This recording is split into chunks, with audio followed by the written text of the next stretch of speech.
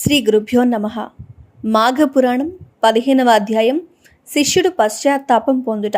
సుబుద్ధి, అతని కుమార్తె, ఆమె భర్త మొదలైన వాళ్ళు మాఘస్నానం వల్ల కలిగిన ఫలితం చేత సమస్త దోషాలు పోగొట్టుకొని సుఖించారని సాంబశివుడు పార్వతీదేవికి తెలియచేయగా, తిరిగి నీలకంఠుణ్ణి పార్వతీదేవి ఇలా ప్రశ్నిస్తుంది. నాథా, సుబుద్ధి కుమార్తె వృత్తాంతాన్ని ఆమూలాగ్రంగా తెలుసుకోవాలి అనుకుంటున్నాను. అదే కాకుండా సుబుద్ధి శిష్యుడైన సుమిత్రుడు ఏమయ్యాడు? అతడు ఎలాంటి స్థితిలో ఉన్నాడు? వివరించండి. వినడానికి చాలా ఆసక్తిగా ఉంది అని సాంబశివుణ్ణి కోరుతుంది. అందువల్ల పార్వతీపతి ఇట్లా వివరిస్తూ ఉన్నారు.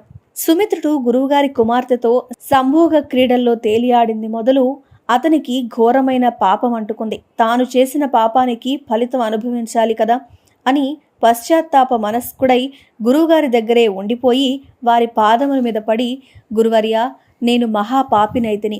క్షణభంగురమైన తుచ్చ కామవాంఛలో పడిపోయి మీ కుమార్తె అయిన సుశీలతో కూడాను. అయినా కూడా అది నా దోషం కాదు. నేను పూజా ద్రవ్యాలు తీసుకురావడానికి అడవికి వెళ్తూ ఉన్నాను. దారిలో ఉద్యానవనంలో మీ కుమార్తె చెలికత్తెలతో బంతులాడుతూ ఉంది. నేను అడవి మధ్యకు పోయి ఒక కోనేటి వద్ద ఉన్న చెట్టు కింద విశ్రాంతి తీసుకుంటూ ఉంటే మీ కుమార్తె మెల్లమెల్లగా నా చెంతకు చేరి నన్ను మంచి మాటలతో వంచించి తన కామవాంఛ తెలియజేసింది. నేను అందుకు ఒప్పుకోలేదు. నన్ను బలవంత పెట్టింది. నన్ను క్షమించమని చెవులు మూసుకుంటుని, నాతో క్రీడించకపోతే నీ ఎదుటే ప్రాణత్యాగం చేసుకుంటాను అని చెప్పేసరికి నాకు భయం వేసి, నిజంగా ఆమె ప్రాణత్యాగమే చేసుకుంటే మీరు నన్ను తప్పక దండిస్తారని తెలుసుకొని ఆమెతో క్రీడించి ఆమె వాంఛ తీర్చాను. ఇందులో నా తప్పేమీ లేదు. అయినా నేను మహాపాపాన్ని అనుభవిస్తూ ఉన్నాను. నేను కూడా పాపరహితుడిని ఎలా అవుతానో నాకు సెలవీయండి అని బ్రతిమాలాడు. శిష్యుడు పలికిన మాటలకు సుబుద్ధి నమ్మి తన కుమార్తె వలె తన శిష్యుణ్ణి కూడా పాపరహితుడిని చేయాలి అని తలచుకుని, సుమిత్ర, నీ పాపకర్మకు ప్రాయశ్చిత్తం ఉంది. నువ్వు కూడా మా వలె పాపరహితుడివి కాగలవు. అదెలా అంటే, నువ్వు గంగా తీరానికి వెళ్ళి అక్కడ 12 సంవత్సరాల పాటు తపస్సు చేసుకో. ఆ తపస్సు వల్ల కలిగే ఫలితం వల్ల పాపము మబ్బు విడిపోయినట్లు నశించిపోతుంది.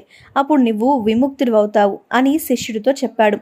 ధన్యోస్మి ధన్యోస్మి, మీ ఆజ్ఞ ప్రకారం నేనిప్పుడే ప్రయాణానికి సన్నద్ధుడైతున్నాను అని గురువర్యునికి దండ ప్రణామాలు ఆచరించి సుమిత్రుడు గంగా తీరానికి బయలుదేరాడు. అలా ప్రయాణమై సాగి వెళ్తూ ఉండగా మార్గమధ్యంలో గుట్టలు, కొండలు, సెలయేళ్లు దాటి ఒక అరణ్య మధ్యానికి వెళ్ళాడు. అక్కడ మనోహరమైన ఆహ్లాదమొనరించే దృశ్యాలు కనిపించాయి. క్రూర మృగాలు, సాధు జంతువులు కలిసిమెలిసి తిరుగుతున్నాయి. మయూరాలు, సర్పాలు విచ్చలవిడిగా తిరుగుతున్నాయి. పరస్పర వైరుధ్యం ఏమాత్రం కూడా వాటిలో కనిపించలేదు. అక్కడ ప్రకృతి రమణీయత మనస్సుకి ఆనందం కలిగిస్తూ ఉంది. అలాంటి ప్రాంతంలో ప్రయాణ బడలిక తీర్చుకోవాలి అనుకుని ఒక వటవృక్షం కింద విశ్రమించి 4 వైపులా పరికించి చూడగా ఒక ఆశ్రమం కనిపించింది. వెంటనే లేచి ఆ ఆశ్రమం దగ్గరకు వచ్చి తొంగి చూస్తే ఆ ఆశ్రమంలో కొంతమంది పురుషులు, స్త్రీలు, బాలికలు కాషాయ వస్త్రాలు ధరించి రుద్రాక్షమాలలు తిప్పుతూ శ్రీమన్నారాయణుని ఫల పుష్ప ధూప దీప నైవేద్యాలతో పూజిస్తూ మాఘ పురాణ పఠనం చేస్తూ ఉన్నారు. మధ్య మధ్యలో శ్రీహరి విగ్రహం మీద అక్షతలు వేసి హరిహరి అని బిగ్గరగా కేకలు వేస్తూ భక్తి శ్రద్ధలతో ఆనందోత్సాహాలతో పూజ చేస్తూ ఉన్నారు. ఆ దృశ్యమంతటిని సుమిత్రుడు కళ్ళారా చూశాడు. పూజ పూర్తయిన తర్వాత ప్రసాదం అందరూ సేవించారు. బయట కూర్చొని ఉన్న సుమిత్రుడికి కూడా ప్రసాదం ఇస్తే, స్వామి, మీరు ఆచరించిన వ్రతం ఎలాంటిది? దీనివల్ల కలిగే ఫలితం ఏంటి? మనిషి పాపరహితుడు అవుతాడా? నా సందేహాన్ని తీర్చండి అని వేడుకుంటున్నాను అని చాలా వినయంగా ఆ మునిసత్తుముని అడిగాడు. పాపములచే పీడించబడుతున్న సుమిత్రుని ప్రార్థన విన్నాడు.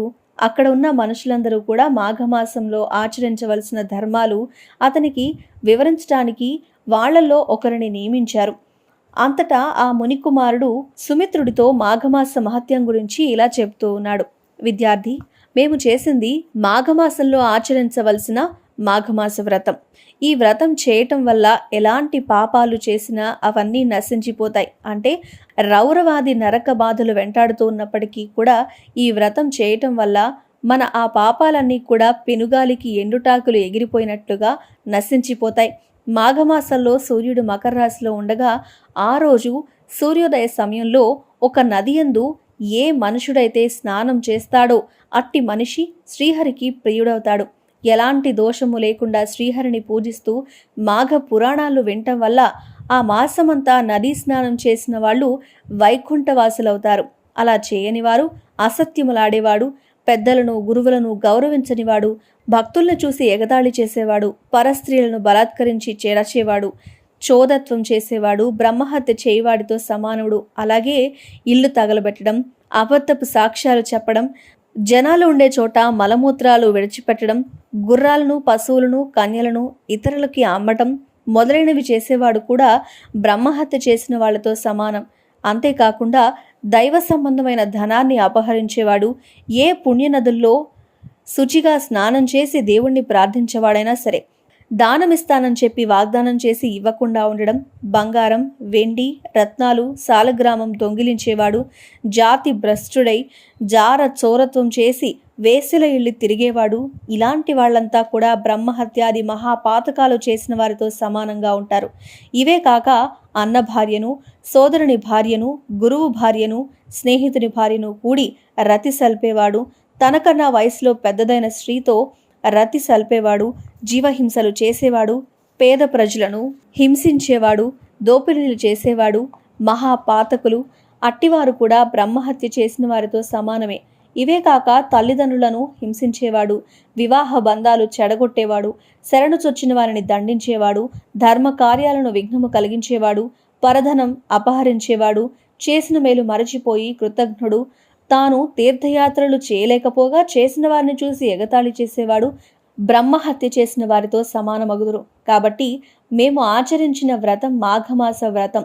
ఈ వ్రతం చేయటం వల్ల మీకు పైన చెప్పిన మహాపాతకాల్లో ఏ ఒక్కటి ఉన్నా కూడా నశించిపోతుంది. ఇది ముమ్మాటికి నిజం. అందువల్లే మేమందరం ఈ మాఘమాస వ్రతం భక్తి శ్రద్ధలతో ఆచరిస్తూ ఉన్నాం. మాఘమాసం ప్రారంభం కాగానే సూర్యుడు ఉదయించిన కొద్దిసేపటికి నదికి వెళ్లి స్నానం చేసి సూర్యుడికి నమస్కరించి నీళ్లు విడిచిపెట్టాలి. తర్వాత విష్ణు మందిరానికి వెళ్లి శ్రీహరికి పూజ చేసి తులసి తీర్థం ప్రసాదంగా తీసుకోవాలి. ఆ విధంగా మాసమంతా కూడా ఏ మనిషి అయితే ఆచరిస్తాడో అట్టివానికి అశ్వమేధయాగాలు చేసినంత ఫలితం వస్తుంది. మాఘమాసానికి శ్రీహరియే అధిదేవత కాబట్టి ఈ మాసమందు ఆచరించే స్నానము వల్ల కలిగే ఫలము ఇచ్చేవాడు అతడే. కాబట్టి ఆ వైకుంఠవాసుడైన శ్రీహరిని పూజించాలి.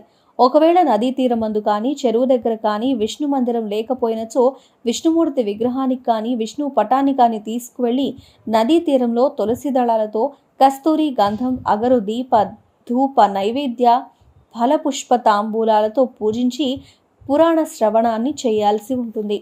ఈ విధంగా మాఘమాసమంతా చేసి మాసాంతం వరకు ఒక సద్బ్రాహ్మణుడుకు వస్త్రాలు, బంగారం, దక్షిణ ఇచ్చి సంతృప్తిగా పిండి వంటలతో భోజనం పెట్టాలి. ధనమున్నవారు బ్రాహ్మణ సమారాధన చేస్తే ముక్కోటి దేవతలు సంతోషించటమే కాకుండా యముడు తన దూతలను పంపించడు, పునర్జన్మ కలగదు. ఈ నా వచనాలు అసత్యాలు కావు. ఇప్పటి వరకు మాఘస్నాన ఫలితమంతా విన్నావు కదా. ఇక మాఘమాసం 3 దినాలు మాత్రమే ఉంది. కాబట్టి ఈ 3 దినాలు ఈ నదిలో స్నానం చేసి పూజా కార్యక్రమానికి సంసిద్ధుడు కమ్మని మునీశ్వరుడు తెలియజేస్తాడు. అప్పుడు సుమిత్రుడు తన గురువు సుబుద్ధి తన పాప పరిహారార్థం గంగా తీరానికి పోయి తపస్సు చేసుకోమని చెప్పారని మునీశ్వరుడితో చెప్పగా, మరలా ఆ ముని, నీ గురువు చెప్పిన విషయం యథార్థం. నువ్వు నీ గురుపుత్రికతో రతి సల్పావు, అందుకే నీ దోషము లేకున్నను పాపము మాత్రం సంక్రమించింది. అది నిన్ను వెంటాడుతూనే ఉంది. తరుణోపాయం చేయనిచో ఈ జన్మలో కూడా మరుజన్మలో కూడా నరక బాధలు తప్పవు. కాబట్టి ఈ మాఘమాసంలో ఉన్న 3 దినాలైనా స్నానం చేసి శ్రీహరిని పూజించు. తర్వాత నువ్వు గంగా తీరానికి పోయి నువ్వు గురువు చెప్పిన విధంగా భక్తితో తపస్సు చేసుకోవచ్చు. ఇంద్రియాలు స్వార్థము, చంచల భావం కలవి. నువ్వు ఇంద్రియాలను బంధించి ఏకాగ్ర చిత్తంతో లక్ష్మీనారాయణలను ధ్యానించు అని ఉపదేశించగా, సుమిత్రుడు అక్కడ 3 రోజులు ఉండి మాఘ స్నానాలు చేసి నదీ తీరంలో విష్ణువుని పూజించి పురాణ పఠనాన్ని విని తదనంతరం ఆశ్రమవాసులకు నమస్కరించి తపస్సు చేయడానికి గంగా తీరానికి వెళ్ళాడు. ఇంతటితో 15వ అధ్యాయం పూర్తయింది. మాఘపురాణంలోని ప్రతి అధ్యాయాన్ని మీకు అందించే ప్రయత్నం చేస్తాం. ఈ వీడియో కనుక మీకు నచ్చినట్లయితే లైక్ చేయండి, షేర్ చేయండి, మా ఛానల్ని సబ్స్క్రైబ్ చేసుకోండి.